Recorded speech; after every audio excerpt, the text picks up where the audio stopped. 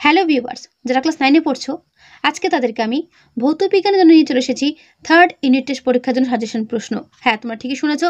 আজকে তোমাদের বলে দেবো ভৌত বিজ্ঞানের কোন কোন চ্যাপ্টারের কোন কোন প্রশ্নগুলো ভালো করে দেখে গেলে অনায়াসে তোমরা ফাইনাল পরীক্ষাতে 90-তে 90 পাবে। তোমাদের ফাইনাল পরীক্ষাটা হবে কিন্তু 90-এর মধ্যে। ঠিক আছে? তো অনেকেরই প্রশ্ন, ম্যাম আমাদের সিলেবাসে কোনগুলো আছে ফাইনালে। দেখো তোমাদের সিলেবাসে কি কি থাকবে, নিচ থেকে দেখাচ্ছি। জল মিশ্রণের উপাদান বা পৃথকীকরণ, মানে মিশ্রণের উপাদান পৃথকীকরণ, অ্যাসিড ক্ষার লবণ, দ্রবণ, মোলের ধারণা, পরমাণুর গঠন, তাপ, শব্দ, কার্যক্ষমতা, শক্তি। এই 4 থেকে 12 নম্বর চ্যাপ্টার পর্যন্ত তোমাদের কিন্তু পরীক্ষাতে বেশি প্রশ্ন দেওয়া থাকবে। আর বাকি যেগুলো রয়েছে ওপরের 3টে, যে গঠন ও ধর্ম পদার্থের পরিমাপ, বল, গতি, ওখান থেকে বেশি প্রশ্ন খুব একটা দেবে না। বাট 4 থেকে 12 অধ্যায় পর্যন্ত বেশিরভাগ প্রশ্ন তোমাদের থাকবে পরীক্ষাতে, অর্থাৎ এগুলোই থেকে তোমাদের বেশি প্রশ্ন দেওয়া থাকবে। বুঝতে পারছো? তাই তোমাদের আমি আজকে এই 4 থেকে 12 নম্বর অধ্যায় পর্যন্তই সাজেশন প্রশ্নগুলো বলে দেবো, যে এইগুলো দেখে যাও, পরীক্ষাতে প্রত্যেকেই ভালো মার্কস পাবে এবং কমনও পেয়ে যাবে। ঠিক আছে? তো চলো শুরু করছি। প্রথমে দেখে নাও কার্যক্ষমতা শক্তি থেকে কি কি করবে। কার্য কাকে বলে, কিভাবে কার্যের পরিমাপ করা হয় দেখবে। ঠিক আছে? বলের দ্বারা কার্য বা ধনাত্মক কার্য বলতে কি বোঝো, উদাহরণ দিয়ে বুঝিয়ে দাও। বলের বিরুদ্ধে কার্য বা ঋণাত্মক কার্য বলতে কি বোঝায়, উদাহরণ সহ বুঝিয়ে দাও। বস্তুতে বল প্রযুক্ত হলেও কি কি অবস্থায় কোনো কার্য হয় না। কার্যহীন বল কাকে বলে, উদাহরণ দাও। অথবা কোন ক্ষেত্রে বল প্রয়োগে বস্তুর স্মরণ হয় কিন্তু ওই বল কোনো কার্য করে না। প্রত্যেকটা প্রশ্নের সঙ্গে উত্তর দেওয়া রয়েছে, দেখে নিও যাদের বই নেই।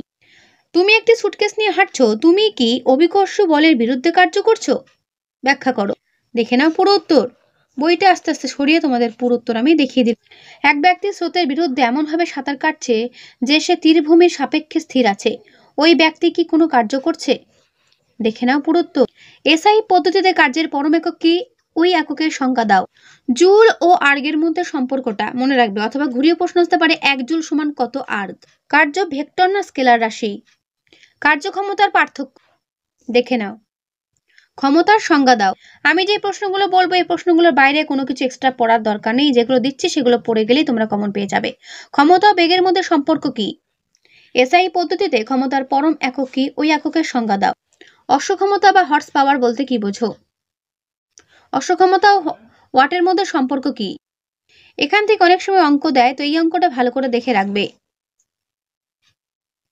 স্থিতিশক্তির গতিশক্তিতে এবং গতিশক্তির স্থিতিশক্তিতে রূপান্তরের উদাহরণ দাও। তারপর স্থিতিশক্তি গতিশক্তির মধ্যে তুলনা করো, অর্থাৎ পার্থক্য। ঠিক আছে? সাদৃশ্য বৈসাদৃশ্য দুটি দেওয়া থাকলেও দেখে নি, যেটি বৈসাদৃশ্য সেটি হচ্ছে পার্থক্য। অর্থাৎ স্থিতিগতি ও গতিশক্তির মধ্যে পার্থক্য কি, স্থিতিশক্তি আর গতিশক্তির মধ্যে পার্থক্য। ঠিক আছে? দেখে নাও। কোন বস্তুর শক্তি ছাড়া ভরবেগ ও ভরবেগ ছাড়া শক্তি থাকতে পারে কি, ব্যাখ্যা করো। যদি কোনো গতিশীল বস্তুর ভর দ্বিগুণ ও বেগ দ্বিগুণ করা হয় তবে গতিশক্তির কিরূপ পরিবর্তন ঘটবে। Very very important. এই তথ্যগুলো পড়লে অনেক সময় শর্ট কোয়েশ্চেন উত্তর তোমরা নিজেরাই দিতে পারবে। শক্তি ও ক্ষমতার মধ্যে পার্থক্য। সিজিএস পদ্ধতিতে ও এসআই পদ্ধতিতে শক্তির এককগুলো কি কি। যান্ত্রিক শক্তি কাকে বলে, যান্ত্রিক শক্তি কয় প্রকার ও কি কি। ঠিক আছে? গতিশক্তির পরিমাপ কি, অথবা কিভাবে গতিশক্তি পরিমাপ করা হয়। অবাধে পতনশীল কোনো বস্তুর স্থিতিশক্তি ক্রমশ হ্রাস পায়, এটিকে শক্তির নিত্যতা শক্তির নিত্যতা সূত্রের পরিপন্থী, ব্যাখ্যা করো। শর্ট কোয়েশ্চেন কি কি করবে দেখে নাও। শক্তি কি ধরনের রাশি, শক্তি সিজিএস একক কি, কোনো বস্তুর কার্য করার সামর্থ্যকে কি বলা হয়। প্রত্যেকটা প্রশ্নের উত্তর ডান দিকে দেওয়া রয়েছে, দেখে নেবে। ঠিক আছে? এসআই পদ্ধতিতে শক্তির পরম এককের নাম কি করবে। গতিশক্তি কিভাবে পরিমাপ করা হয়, যে সূত্র দেওয়া রয়েছে হাফ ইন্টু ভর ইন্টু বেগ স্কোয়ার, বা হাফ ইন্টু এমভি স্কোয়ার। ঠিক আছে? এম হচ্ছে ভর, ভি হচ্ছে বেগ। তো এখানে তোমরা যে সমস্ত প্রশ্ন দেখতে পাচ্ছ শর্ট কোয়েশ্চেনের জন্য, সেগুলো একটু পজ করে দেখে নিও। এগুলো পড়লে ভিডিওটা অনেকটা লং হয়ে যাবে, যেহেতু অনেকগুলো চ্যাপ্টার তোমাদেরকে দেখাতে হবে। এগুলো একবার জাস্ট তোমরা এক ঝলক দেখে নিও। আগেও তোমাদের দেওয়া ছিল চ্যাপ্টার ভিত্তিক, আবারও বলছি এগুলো কিন্তু প্রত্যেকটাই করতে হবে। কাজ করার হারকে কি বলা হয়। কার্য ক্ষমতার সম্পর্ক কি, ক্ষমতা কি ধরনের রাশি, ক্ষমতা বেগের সম্পর্কটি লেখো। সিজিএস পদ্ধতিতে ক্ষমতার পরম একক কি। ঠিক আছে? করবে। তারপরে এসআই পদ্ধতিতে ক্ষমতার পরম একক কি দেখে নিলে। ক্ষমতার ব্যবহারিক এককের নাম লেখো। 1 হর্স পাওয়ার সমান কত ওয়াট, এইচপি বলতে হর্স পাওয়ার। ঠিক আছে? করবে। যে সমস্ত প্রশ্ন হাইলাইট করে দেখছো প্রত্যেকটা প্রশ্ন ভেরি ভেরি ইম্পর্টেন্ট, দেখবে কিন্তু। এরপরের চ্যাপ্টার তাপ। তাপ থেকে কি কি করবে দেখে না। বোধগম্য তাপ ও লিন তাপের মধ্যে পার্থক্য। কি কি শর্তে ক্যালোরিমিতির মূলনীতিটি প্রযোজ্য হয় তা লেখো। বড় প্রশ্ন। ক্যালোরিমিতির মূলনীতিটি কি? আপেক্ষিক তাপ কাকে বলে? তামার আপেক্ষিক তাপ এত দ্বারা বলতে কি বোঝায়? সিজিএসএস এই পদ্ধতিতে আপেক্ষিক তাপের এককগুলো লেখো। বস্তুর উষ্ণতা বৃদ্ধি বা হ্রাসের সময় গৃহীত বা বর্জিত তাপ কি কি বিষয়ের উপর নির্ভর করে? শর্ট কোয়েশ্চেন যেগুলো দেখতে পাচ্ছ, আমি বইটা সরিয়ে তোমাদের পুরো শর্ট কোয়েশ্চেন দেখিয়ে দিচ্ছি। যে কটা হাইলাইট করা সে কটা ভালো করে দেখবে, উত্তর সমেত দেখিয়ে দিলাম। ঠিক আছে, ভালো করে দেখে নাও। জলের বাষ্পীভবনের লিন তাপ 537 ক্যালোরি গ্রাম -1 বলতে কি বোঝায়? ঠিক আছে, করবে। লিন তাপ থার্মোমিটারে ধরা যায় না কেন? বরফ গলনের লিন তাপ 80 ক্যালোরি পার গ্রাম বলতে কি বোঝায়? করবে। এখান থেকে কিছু অঙ্ক তোমাদের আসতে পারে, তাই অঙ্কগুলো ভালো করে দেখে নাও। যে অঙ্কগুলো তোমাদের আমি হাইলাইট করে দেখাচ্ছি, প্রত্যেকটা অঙ্ক কিন্তু ইম্পর্টেন্ট, এই অধ্যায় থেকে দেখবে। যেগুলো তোমাদের পড়তেই হবে সেগুলো তো পড়তেই হবে, বলো, সেগুলো তো বাদ দেওয়ার কিছু নেই। বাট আমি চেষ্টা করছি তোমার যতটা কম করে দেওয়া যায় সেগুলোর ভেতরে যাতে কমন পেতে পারো সেইগুলো দেখিয়ে দেওয়ার। বাট শর্ট কোয়েশ্চেন তোমাদের কিন্তু পড়তেই হবে, যে কটা এখানে দাগানো রয়েছে। ঠিক আছে, শিশির কিভাবে উৎপন্ন হয়? ঠিক আছে, শিশিরাঙ্ক কাকে বলে? করবে। মেঘাচ্ছন্ন আকাশ শিশির জমার পক্ষে উপযোগী নয় কেন?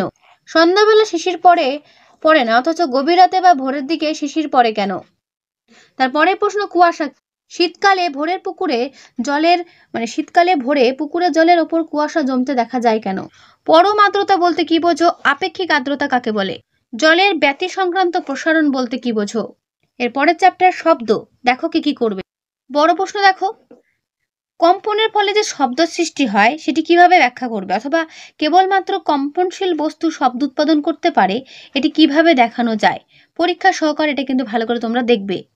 শব্দ বিস্তারের জন্য যে জড় মাধ্যম প্রয়োজন তা বোঝাও।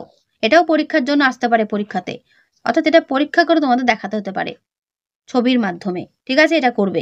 অনুদৈর্ঘ্য তরঙ্গ ও তির্যক তরঙ্গের মধ্যে পার্থক্য, ভেরি ভেরি ইম্পর্টেন্ট, বইটা সরিয়ে দেখিয়ে দিলাম। শব্দ তরঙ্গ আলোক তরঙ্গের মধ্যে পার্থক্য, দেখে নাও ভালো করে, দেখে নিলে পুরো উত্তর। সূর্য সর্বদাই প্রচন্ড বিস্ফোরণ হয় সূর্যে, অথচ সেই শব্দ আমরা শুনতে পাই না। অর্থাৎ সূর্যে যে প্রতিদিন যে প্রচন্ড বা মাঝে মাঝে যে সর্বদাই প্রচন্ড বিস্ফোরণ যা হচ্ছে সেটা কিন্তু আমরা কেউ শুনতে পাচ্ছি না, সেটা কেন হচ্ছে? বা চাঁদে কোনো বিস্ফোরণ হলে সেটাও আমরা কিন্তু শুনতে পাই না, সেটা কেন? ঠিক আছে, তরঙ্গ দৈর্ঘ্য কাকে বলে? তরঙ্গের পর্যায়কাল কাকে বলে? তরঙ্গের কম্পাঙ্ক কাকে বলে? তরঙ্গ বেগ কাকে বলে? Very very important. শব্দ থেকে অঙ্কগুলো প্র্যাকটিস করবে, যে অঙ্কগুলো দিলাম সেগুলো ইম্পর্টেন্ট অঙ্ক করবে। দেখে নিলে শব্দ থেকে যে শর্ট কোয়েশ্চেন তোমাদের করতে হবে সেটা ভালো করে দেখে নাও। এগুলো আমি পড়বো না, তোমাদের জাস্ট পেজটা আমি একবার দেখিয়ে দেবো। যেগুলো হাইলাইট করা সেগুলোই পারলে একবার পজ করে পড়ে নিও, তাহলেই হবে। ঠিক আছে, যে শর্ট কোয়েশ্চেনগুলো দেখছো হাইলাইট করা রয়েছে সেগুলো কিন্তু শব্দ থেকে ইম্পর্টেন্ট একটা হাইলাইট করা শর্ট কোয়েশ্চেন। এগুলো কিন্তু প্রত্যেকটা ভালো করে দেখে যাও, পরীক্ষাতে কিন্তু এর ভেতরে আসবে। ঠিক আছে, ভালো করে দেখে নিলে, দেখে নাও ভালো করে। 20 হার্জ কম্পাঙ্কের নিচে থাকা শব্দ তরঙ্গের নাম কি? শব্দের তরঙ্গ। ঠিক আছে, সুরযুক্ত শব্দ কাকে বলে? সুর বর্জিত শব্দ কাকে বলে? ঘড়ির পেন্ডুলাম দোলার শব্দ আমরা শুনতে পাই না কেন? শব্দ দূষণের কারণগুলো কি কি? ঠিক আছে, কি কি কারণে শব্দ দূষণ হতে পারে? করবে। এই শব্দ দূষণ আমাদের কি কি ক্ষতি করে? দেখে নাও পুরো উত্তর। বজ্রনাদ শুনলে বজ্রপাতে মৃত্যুর ভয় থাকে না কেন?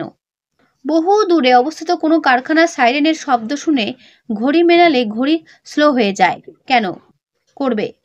এর পরের চ্যাপ্টার পরমাণুর গঠন, ইলেকট্রন ও প্রোটনের মধ্যে পার্থক্য, দেখে নাও ভালো করে।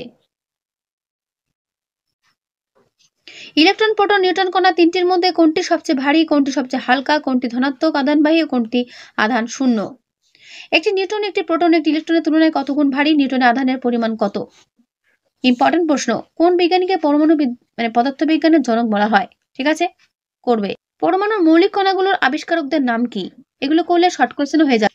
পরমাণু কাকে বলে? পরমাণুর মৌলিক কণাগুলোর নাম কি? রাদারফোর্ডের পরমাণু মডেলের ত্রুটিগুলো কি কি? ইম্পর্টেন্ট প্রশ্ন, বড় প্রশ্নের জন্য। ঠিক আছে, পরমাণুর আধান শূন্য হয় কেন? ইলেকট্রন মহল কাকে বলে? শর্ট কোয়েশ্চেন কি করবে দেখে নাও এক ঝলক। ঠিক আছে, এগুলো তোমাদের আর পড়ে শোনাচ্ছি না, তোমরা কিন্তু ভালো করে ভিডিওটা পজ করে একবার দেখে নিও। 3টি কোণের আধানের মান ইম্পর্টেন্ট, দেখে নাও উত্তর। যে সমস্ত প্রশ্ন হাইলাইট করে দেখতে পাচ্ছ সেগুলোই ভালো করে দেখবে। ঠিক আছে, দেখে নাও, ভালো করে দেখে নাও প্রত্যেকটা প্রশ্ন। বড় প্রশ্ন দেখবে, বোরের পরমাণু মডেলের স্বীকার্যগুলো কি? অর্থাৎ রাদারফোর্ডের পরমাণু মডেলের ত্রুটিগুলো সংশোধন করে বোরের পরমাণু পদের স্বীকার্যগুলো লেখো। ইম্পর্টেন্ট প্রশ্ন, পারলে এগুলো টেক্সট বুক থেকেও পড়ে নিতে পারো অথবা এখান থেকেও দেখতে পারো, দেখে নাও ভালো করে। এরকম একটা মৌল দিয়ে তাদের যে ভর সংখ্যা পারমাণবিক সংখ্যা দেওয়া থাকবে সেটা তোমাদের ইলেকট্রন নিউট্রন জিজ্ঞাসা করতে পারে, তো এই অঙ্ক দুটো ভালো করে দেখে নেবে, কমন পেয়ে যাবে, এরকম আসবে। হাইড্রোজেনের আইসোটোপগুলোর নাম লেখো এবং তাদের নিউক্লিয়াসের গঠন বর্ণনা করো। আইসোটোপ ও আইসোবারের মধ্যে পার্থক্য দেখে নাও। এখান থেকে যে অঙ্কগুলো তোমাদের দেখাচ্ছে এগুলো কিন্তু ভালো করে দেখবে। ভর সংখ্যা পারমাণবিক সংখ্যার মধ্যে পার্থক্য, আইসোটোপগুলোর রাসায়নিক ধর্ম অভিন্ন হয় কেন? এর পুরো উত্তর এই পর্যন্ত শেষ হলো। আইসোটোন কাকে বলে? আইসোবার কাকে বলে? ঠিক আছে, প্রত্যেকটার উদাহরণ সহ করবে। যোজিত ইলেকট্রন কাকে বলে উদাহরণ দাও। তারপরের চ্যাপ্টার মোলের ধারণা। অ্যাভোগাড্রো সংখ্যা কাকে বলে, এর মান কত? পারমাণবিক গুরুত্বের সংজ্ঞা লেখো। গ্রাম পারমাণবিক ভর বা গ্রাম পরমাণু বলতে কি বোঝো, করবে। মোলের সংজ্ঞা দাও। এখান থেকে তোমাদের কিছু অঙ্ক থাকবে, ভালো করে দেখে নাও কোন কোন অঙ্কগুলো করবে।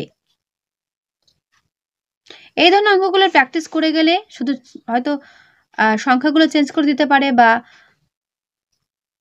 অণুগুলো চেঞ্জ করে দিতে পারে, বাট অঙ্কের প্যাটার্ন সেম। দেখে নিলে যেগুলো দেখাচ্ছে সেগুলো ভালো করে আনসার সমেত অঙ্কগুলো একবার দেখে নিও। ঠিক আছে, আর যারা অঙ্ক করতে ভয় পাও তারা স্কিপ করো, অঙ্ক বাদ দিয়ে বাকি প্রশ্নগুলো করো। ঠিক আছে, শর্ট কোয়েশ্চেন যেগুলো হাইলাইট করা দেখতে পাচ্ছ আমি প্রত্যেকটা প্রশ্নের উত্তর সময় তোমাদের সামনে তুলে ধরছি, বইটা সরিয়ে তোমাদের দেখাচ্ছি কতটা উত্তর রয়েছে। জাস্ট ভিডিওটা স্কিপ না করে একটু পজ করে পুরো উত্তরটা একবার দেখে নিও। ঠিক আছে, এই চ্যাপ্টার শর্ট কোয়েশ্চেনগুলো খুবই গুরুত্বপূর্ণ শর্ট কোয়েশ্চেন, তো ভালো করে দেখে নাও প্রত্যেকটা প্রশ্ন, যেগুলো হাইলাইট করা বিশেষ করে সেইগুলো একটু বেশি জোর দিয়ে করো। ঠিক আছে, দেখে নাও পুরো উত্তর। যেগুলো হাইলাইট করা প্রশ্ন সেগুলো ভালো করে করবে। আবারও বলছি, হাইলাইট করা প্রশ্নগুলো একটাও কিন্তু বাদ দিও না, এগুলো তোমাদের পরীক্ষার জন্য কিন্তু ইম্পর্টেন্ট। 90 নম্বর পরীক্ষা হবে ঠিকই, শর্ট কোয়েশ্চেন তোমাদের বেশি পরিমাণে থাকবে, ক্লাস 9কে কিন্তু আমি বলছি। আর যেগুলো তোমাদের আমি দেখাচ্ছি সেগুলো কিন্তু প্রত্যেকটা প্রশ্ন ভালো করে দেখে যেও। ঠিক আছে, কমন পেলে এর মধ্যেই পেয়ে যাবে। দেখে নাও ভালো করে প্রশ্নগুলো, প্রত্যেকটা প্রশ্নের উত্তর তোমাদের সামনে তুলে ধরছি, তাই যারা ভাবছো বই নেই আমাদের, চিন্তার কোনো কারণ নেই, এখান থেকেই তোমাদের পুরো উত্তর তোমরা দেখে নিতে পারবে। তারপরের চ্যাপ্টার দ্রবণ। কলোয়েডীয় দ্রবণের বৈশিষ্ট্যগুলো লেখো। ইম্পর্টেন্ট আছে, দেখে নাও। ইমালশনের কয়েকটি ব্যবহার। দ্রবণ, দ্রাবক কাকে বলে? 3টের সংজ্ঞা এখানে দেওয়া রয়েছে, পড়বে উদাহরণ সহ। জলকে সার্বজনীন দ্রাবক বলে কেন? ট্রিপল স্টার দিয়ে রাখো, বড় প্রশ্নের ক্ষেত্রে ইম্পর্টেন্ট। কলোয়েডীয় দ্রবণ কাকে বলে, উদাহরণ দাও। প্রকৃত দ্রবণ কাকে বলে, উদাহরণ দাও। ইমালশন বা অবদ্রব কাকে বলে, উদাহরণ। ইমালশন কারক বা অবদ্রব কারক কাকে বলে, উদাহরণ।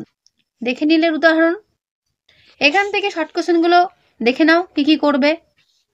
অনেকে হয়তো বলতে পারে ম্যাম শর্ট কোশ্চেন সবই দিয়ে দিয়েছে। দেখো, যে চ্যাপ্টার যতটা ইম্পর্টেন্ট সেখান থেকে তো প্রশ্ন তোমাদের করতেই হবে বেশি করে, তাও তোমাদের বড় প্রশ্ন আমি সেরকম কিন্তু দিচ্ছি না, যেগুলো আসতে পারে সেগুলো দিচ্ছি, বাট শর্ট কোশ্চেন কিন্তু বাদ দেওয়ার কিছুই নেই। দেখে নাও ভালো করে, যেগুলো হাইলাইট করা সেগুলোই ভালো করে করো, তাহলেই হবে। ঠিক আছে, যারা চ্যানেলে নতুন আছো তাদেরকে বলবো জাস্ট বারবার করে ভিডিওগুলো দেখে যাও।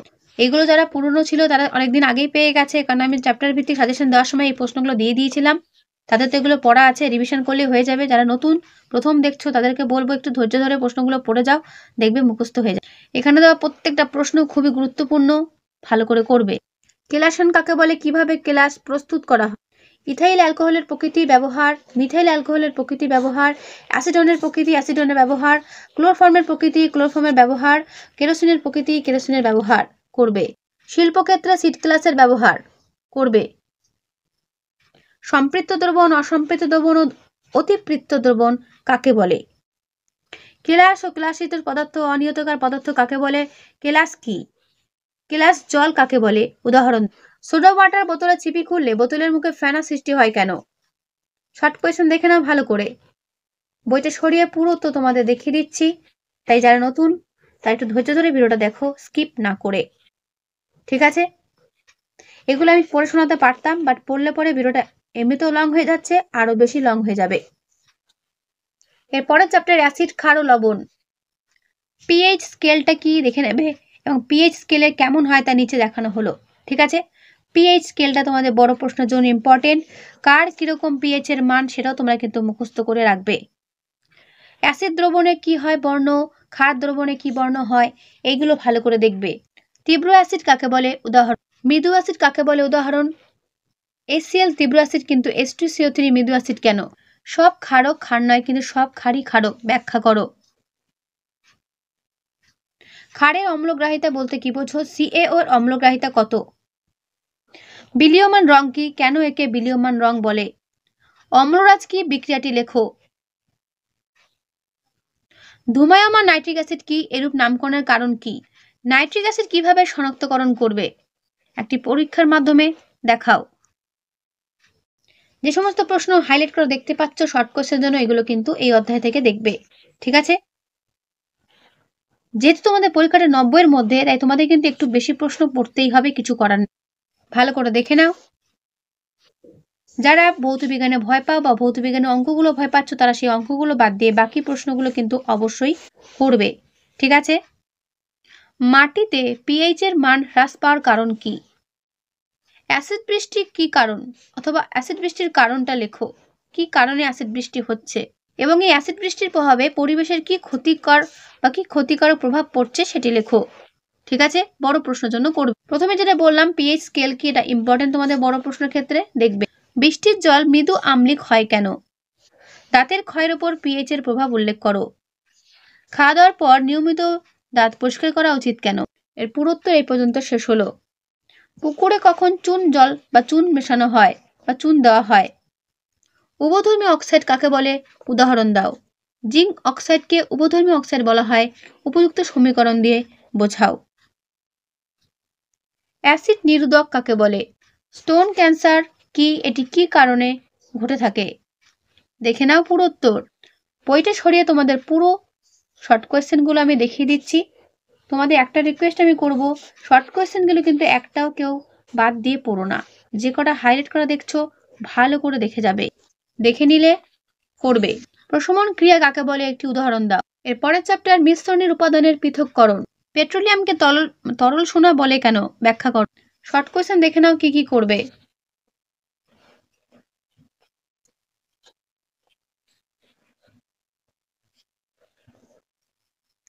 তুতের জলীয় দ্রবণ থেকে কিভাবে তুতে ও জলকে পৃথক করবে?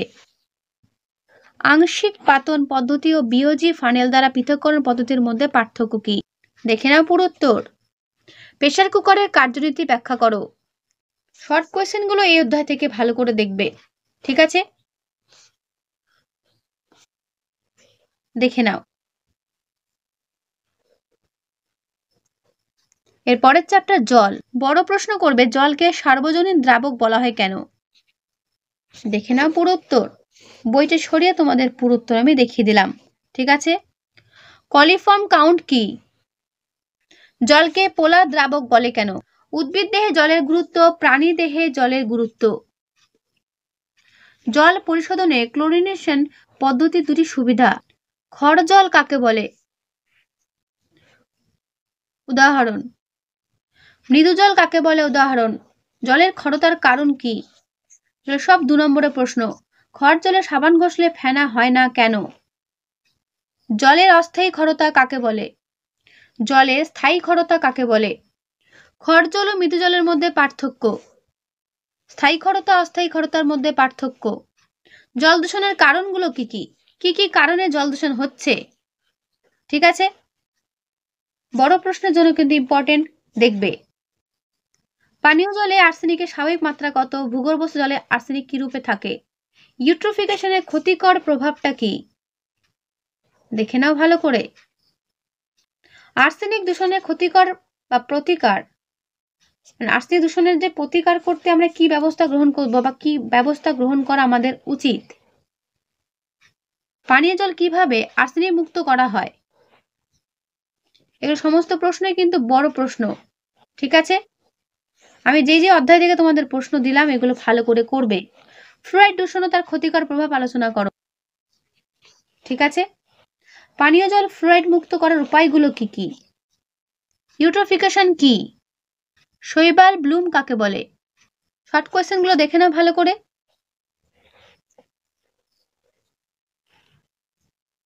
যেগুলো হাইলাইট করা দেখতে পাচ্ছ সেগুলো প্রত্যেকটা প্রশ্ন ভালো করে দেখবে। ঠিক আছে,